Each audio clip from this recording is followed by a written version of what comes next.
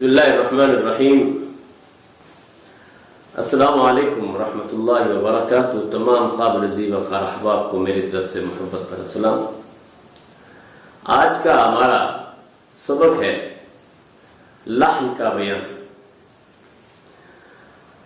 लहन का लुगत के एतबार से माना क्या है और लहन का यहाँ क्या मफ़हूम और माना मुराद दिया जाता है, समझिए। लहन के वैसे तो बहुत सारे लुगत के एतबार से माना आते हैं। लहन का माना खूबसूरती भी है, जैसे हदीस पाक के अंदर आता है इक़राउल कुरआन बिलहूनिल अरब, कि कुरान पाक को अरब के लहन के साथ पढ़ो, यानी खूबसूरती उनके तरीक़ेकार के मुताबिक पढ़ो। और लहन का एक माना ये भी आता है अल कलाम मा क़ल्ला व दल्ला, कि लहन उस कलाम को कहते हैं जो मुदल्लल हो और मुख्तसर हो।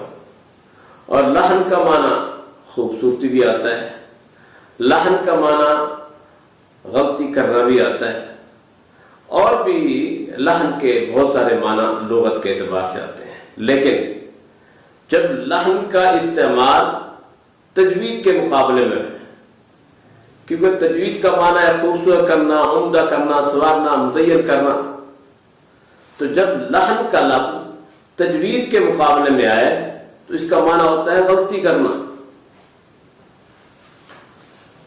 अब समझिए, लहन कितनी किस्म का है और फिर लहन की उन सूरतों के अहकाम क्या है और फिर लहन की तफसीली सूरतें क्या है। लहन की अव्वलन दो किस्में, एक का नाम है लहन जली। लहन जली कहते हैं मोटी, नुमाया और वादे गलती को लहन जली कहते हैं। और दूसरी किस्म है लहन खफी, के छोटी मामूली गलती को लहन खफी कहते हैं।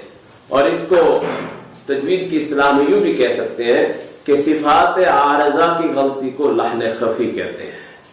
जैसे मिसाल के तौर पे रा को मोटा पढ़ने के बजाय बारीक पढ़ दिया जाए, जैसे रब्बिल आलमीन अर्रहमानिर रहीम।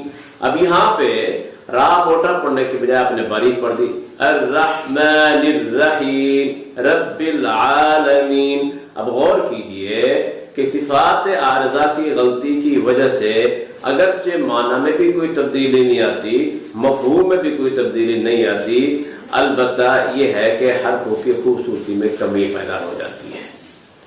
इसी तरह जैसे रा मोटा पढ़ने के बजाय बारीक पढ़ दी, इस तरह बारीक पढ़ने के बजाय उसको मोटा पढ़ दिया जाए।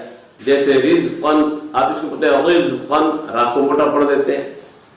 और इस तरह अल्लाह के नाम को मोटा पढ़ने के बजाय बारीक पढ़ दिया जाए या बारीक पढ़ने के बजाय मोटा पढ़ दिया जाए। जैसे अल्लाहु रफ़अहुल्लाहु युरीदुल्लाहु।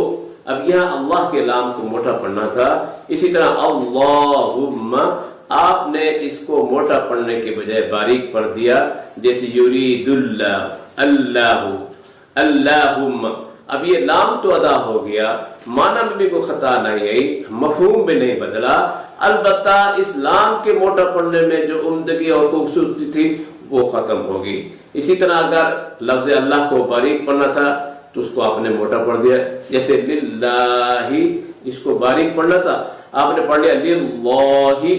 इसी तरह कुलिल्लाहुम्मा, ये लाम बारीक होता है, आपने इसको पढ़ दिया कुलिल्लाहुम्मा।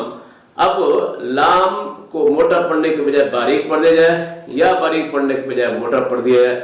इसी तरह रा को मोटा पढ़ने के बजाय बारीक पढ़ दिया जाए या बारीक पढ़ने के बजाय मोटा पढ़ दिया जाए, तो ये लहन खफी है। इस लहन खफी के साथ पढ़ने की सूरत में ना माना बदलता है, ना मज़मून और मफ़हूम बदलता है, अलबत्ता कुरान में जो एक किस्म की खूबसूरती होती है उसको मोटा या बारीक पढ़ने में, उसको उस तरह अदा ना करने की सूरत में खूबसूरती खत्म हो जाती है। और किसी चीज को खूबसूरत करके अदा ना करना ये भी एक किस्म का ऐब है, इसलिए बचना इससे भी जरूरी है।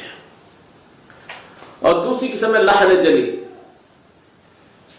لحن جلی کہتے ہیں موٹی اور نمایاں غلطی کو، واضح غلطی کو.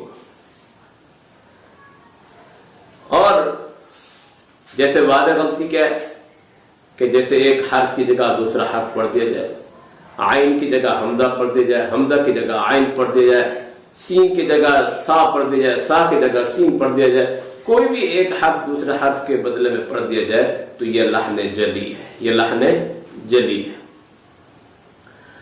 اب سمجھیے، اب لحن جلی کی کتنی صورتیں ہیں اور لحن خفی کا حکم کیا ہے، لحن جلی کا حکم کیا ہے، یہ انشاءاللہ اگلے سبق کے اندر آپ کو بتا دیا جائے گا.